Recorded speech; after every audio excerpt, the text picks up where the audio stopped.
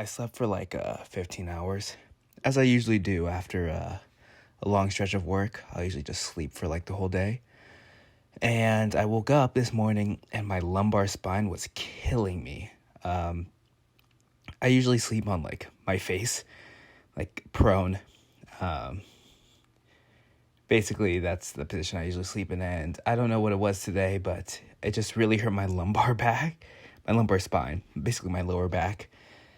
And the good news is that I didn't like injure it like training or anything, but it took me a while today just like to get used to walking and stretching and all that stuff. And I knew it was going to be a back day today, pool. So I was pretty much dreading working out, but once I got into the flow of things, the soreness went away. That it was like a nerve pain, like I feel like a pinched nerve or something, and that went away slowly. And I actually I had a decent training day.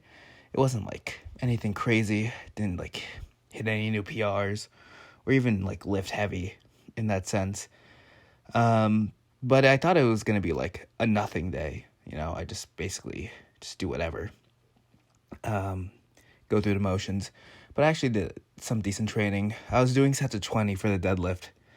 It was only 135 pounds, but still, it was gassing me a little bit. So I thought overall I did pretty good.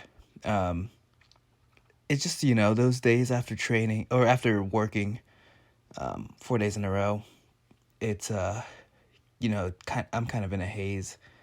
I'm kind of just like sleeping the whole time. You know how it gets. Or you probably, I mean, you anybody who works in healthcare will know. Yeah, so I felt okay. I think that sleep is probably like the biggest thing that you miss out on when you're like in those stretches of just working 12 hours a day.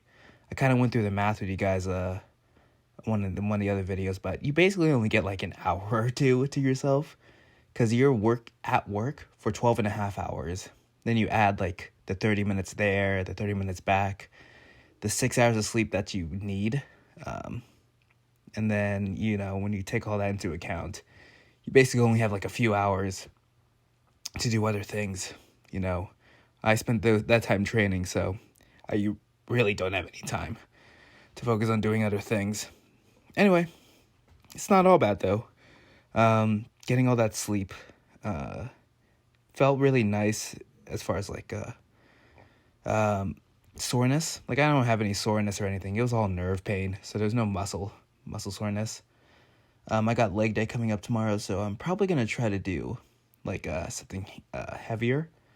I actually got a really good cue from the internet, like what I think while I'm lifting. And I was doing it during this set of squatting. They said, think about while you're squatting, like you have a piece of paper in between your 2 feet and you're trying to rip that piece of paper in half. Essentially just like moving your feet apart.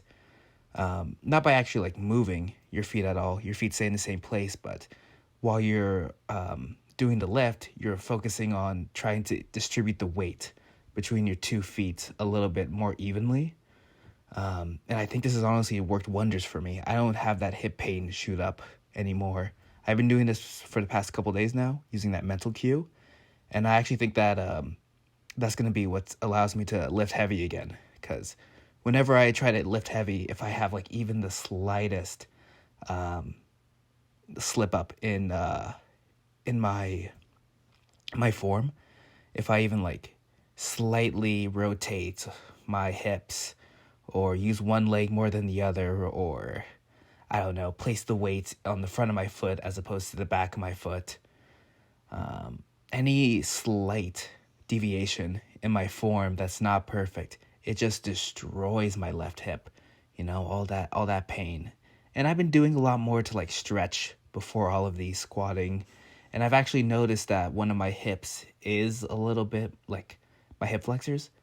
I've noticed that one is a lot more tight than the other. And I think that's probably what's contributing a little bit to it.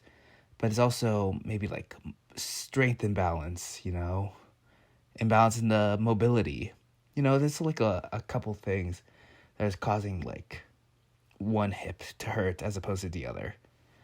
But yeah, I mean, I think using this mental cue has allowed me to consistently have even distribution of weight along my two legs while I'm squatting, which I'm really enjoying. A lot for me to like think about. So yeah, I mean, I think tomorrow I'm gonna try to do like 275. I might even try to do 300, and just see if I die of all that hip pain. But yeah, I mean, I'm really happy that I found that cue online, and it's just like something to think about. Anyway, yeah. So while I was doing these deadlifts, I didn't have any pain in my lumbar spine. It was mostly just in the morning, and like when I was taking my first steps out of bed, I was like, "Uh-oh, I'm gonna die," but I didn't, and I just was kind of like joking around, talking to my friend, saying like, sometimes I'm able to do like pretty cool feats, like that 365-pound squat. I thought was awesome. I feel really good about myself. 365-pound squat, nice. And then I do things like injure myself while sleeping, So, the good news is that the pain went away pretty much immediately. It wasn't like an actual injury type of thing, mostly just like that stiffness of sleeping in an awkward position. But man, that's how you know you got some good sleep. You injure yourself, slept so hard.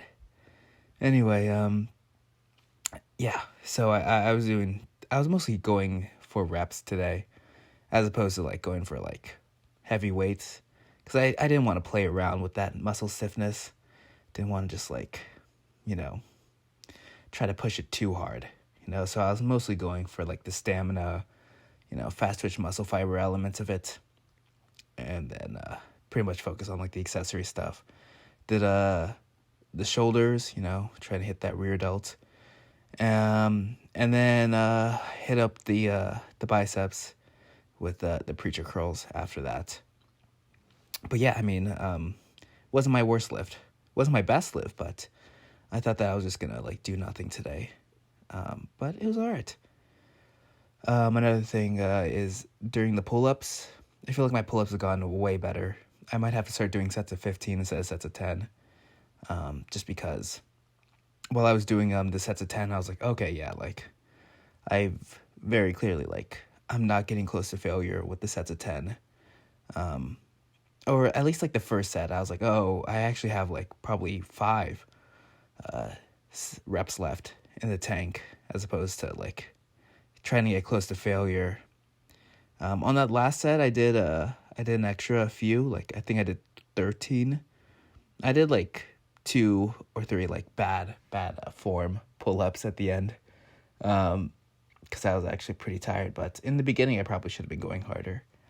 But it definitely feels good considering that back before I could probably only do like 1 set of 10 before I started failing, and now I can probably do a set of 15 to start off. So anyway, just like small incremental gains in strength. It just makes me feel nice.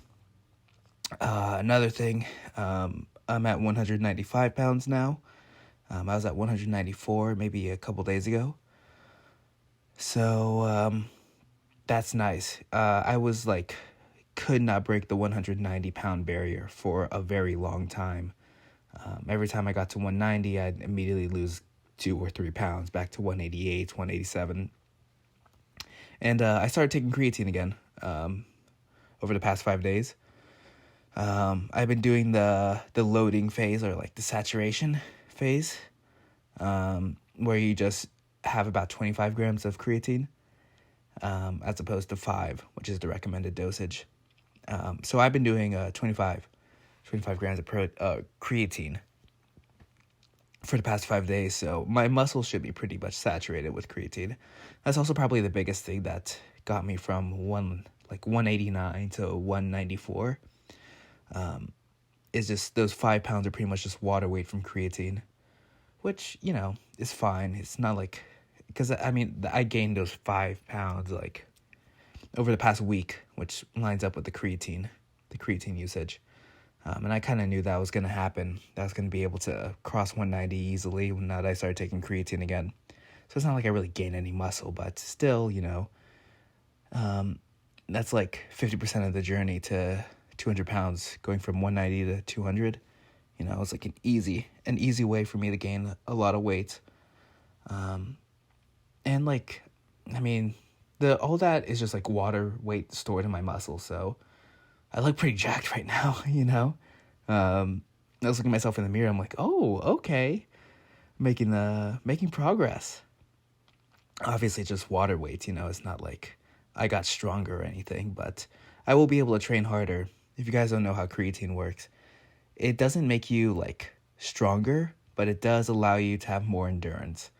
So when the bodies or the cells are converting, glucose into ATP, it's basically just using creatine as a way of making ATP for like those first like 2 reps. So you basically get like 2 free reps of energy before it starts like using other resources in order to flex the muscles.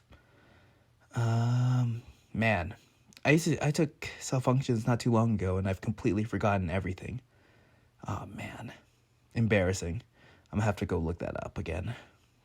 Electron transport chain, reduction, ATP, adenine triphosphate. Anyway, yeah, I don't really remember. But I just remember that creatine, it doesn't make you any stronger, but it allows you to have more endurance. So you can train harder, which will make you stronger. Anyway, creatine is probably the best supplement. It's also really cheap. All these other supplements have like, like scientific review, but creatine has great scientific review, so I love it. Okay, bye guys.